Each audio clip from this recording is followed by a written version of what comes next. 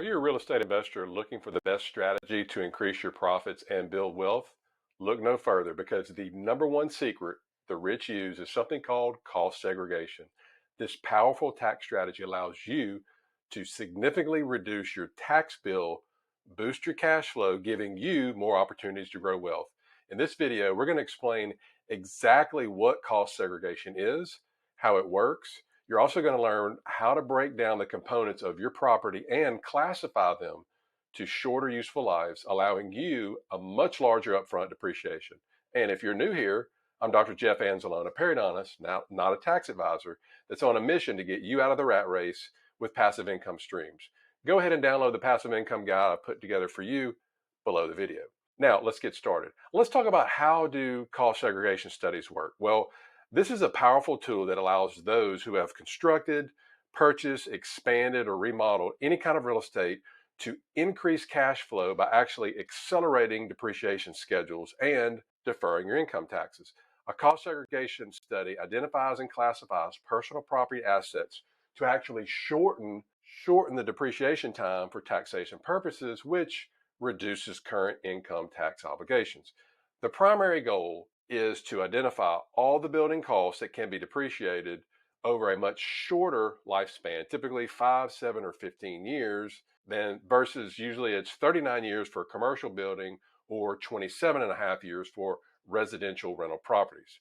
Example, 5, 7, and 15 years. So some of the 5-year, what they call 5-year tax life component or personal property assets like carpeting, window treatments, paint, coverings, appliances, HVAC equipment, etc. Some of the 7-year tax life components are cable, telephone, some of the office, if you have office furniture, fixtures, etc.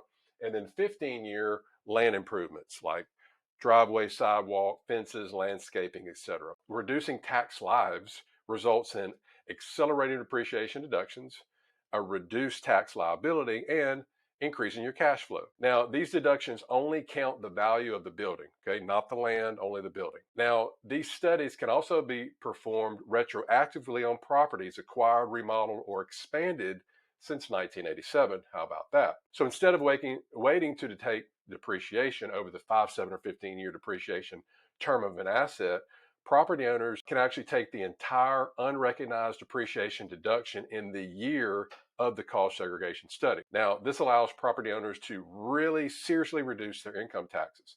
This technique is often referred to as a look-back study. Now, let's get into who actually performs these studies.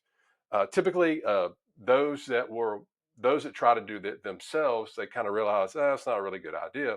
Usually, it's a team effort, and it typically involves a team of tax advisors and engineers working together, and then they come up, they look at your building, and they decide which building components should go into each category, and then how much each element costs on its own. What type of properties actually qualify? Really all the types of properties pretty much.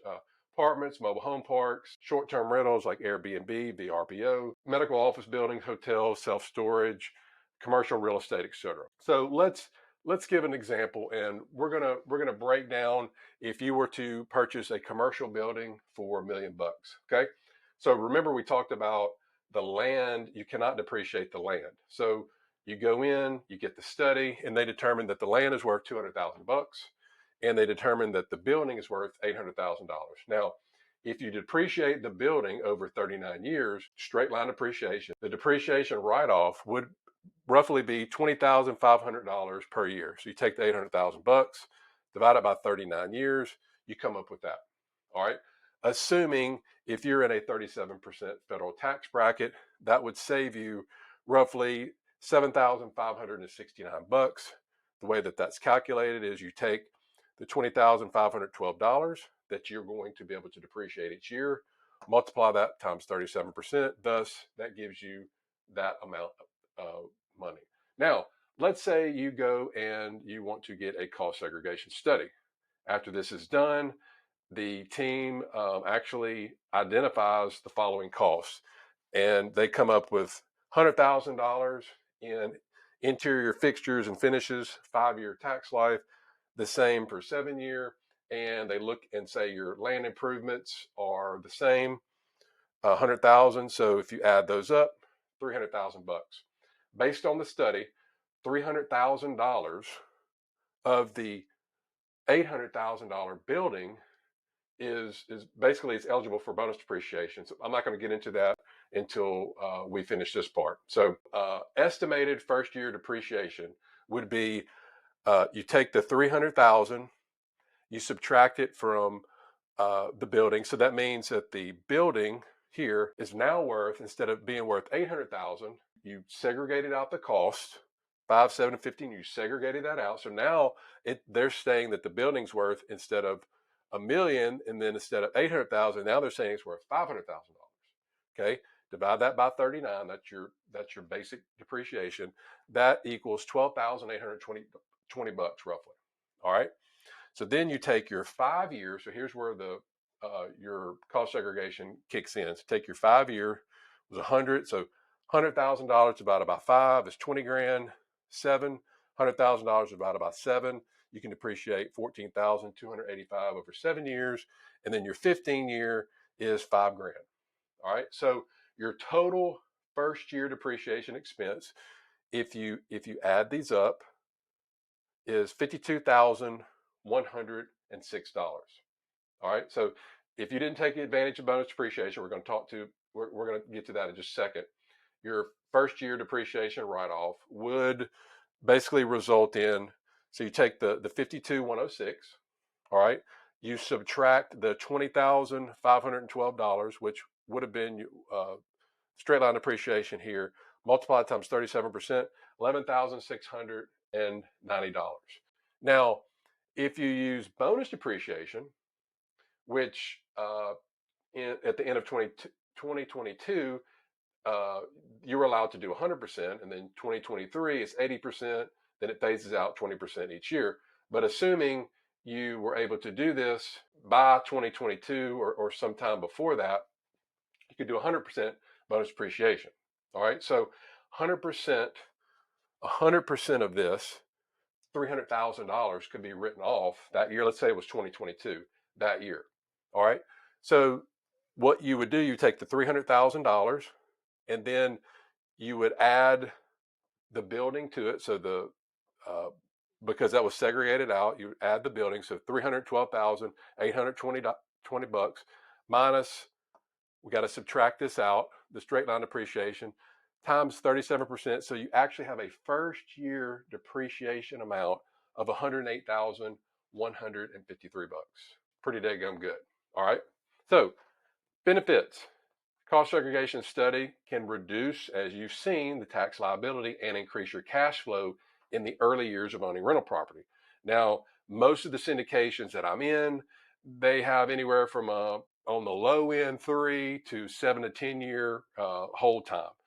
And one of the reasons that they do this is because just about, well, every one of the syndications that I've been in, the general partners, the sponsors, they take advantage of cost segregation studies, and they take advantage of this 5, 7, 15-year accelerated depreciation, and they also take advantage of the bonus depreciation.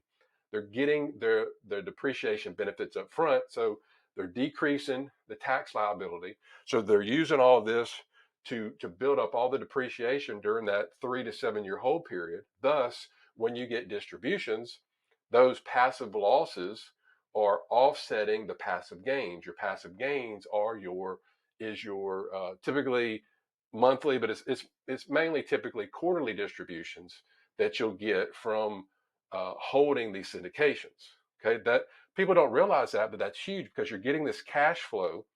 All right, so increasing your cash flow. You know, if you're like me, you're a professional, you're a dentist, you're a doctor, attorney, something like that.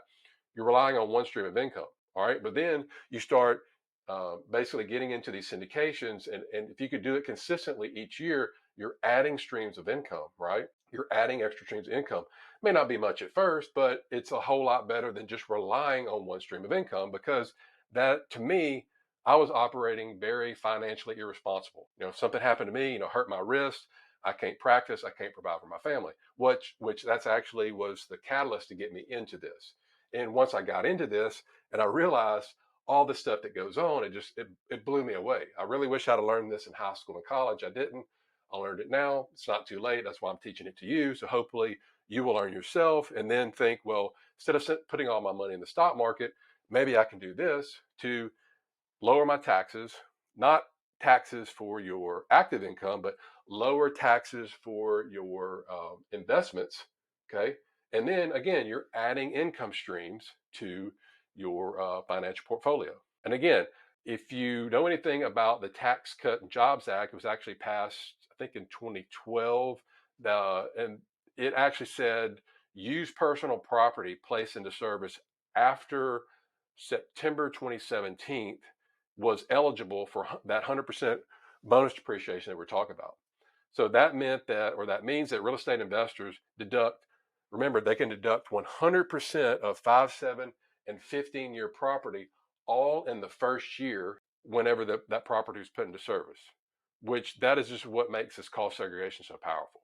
You're probably thinking, well, this is probably pretty expensive. What does it cost? Well, typically, both the cost and the return on investment, it's going to vary when you get these studies. It's going to vary on the size of the property, the building type, and other physical characteristics. There's a wide range of fees. They can be anywhere from $3,000 or maybe a little bit less to over $25,000. There's a huge range to complete a study, again, depending on how big the project is. If you're a passive investor like me, you don't have to worry about paying that because the group, the syndicator, they're already going to arrange that, and that's part of them acquiring the property and getting you the tax benefits.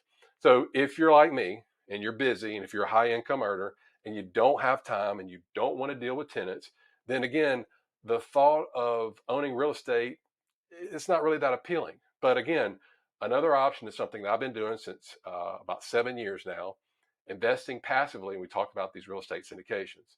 Now, again, this is going to allow you to increase your passive income, not only relying on active income, receive tax benefits, cash flow, and you're going to get financial freedom much quicker than your 35 to 40-year hold if you just rely on a 401k.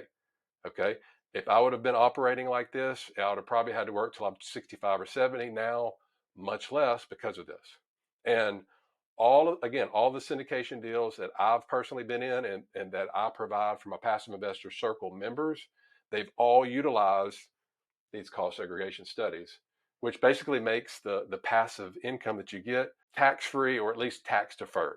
Now, you've heard me talk about syndications a lot right here at the end. If you want to learn more about how they work, check out this video over here.